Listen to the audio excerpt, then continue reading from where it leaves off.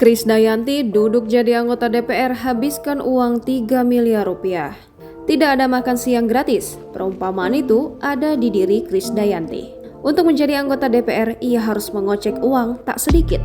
Heboh usai mengungkap besarnya gaji yang diterima sebagai wakil rakyat, Krisdayanti juga mengungkap fakta lain dari langkahnya masuk dunia politik. Krisdayanti mengaku menghabiskan 3 miliar rupiah saat kampanye di Dapil 5 Jawa Timur. Krisdayanti juga membenarkan modal kampanyenya itu termasuk sedikit, bahkan banyak teman-temannya heran.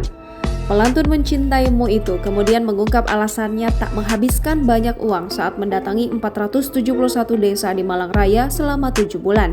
Berhasil menang dengan suara terbanyak untuk wilayah pemilihan tersebut, Krisdayanti mengungkap semua itu mungkin terjadi karena pendekatan humanis yang dia pilih selama kampanye. Jangan lupa subscribe, share, komen, dan like ya!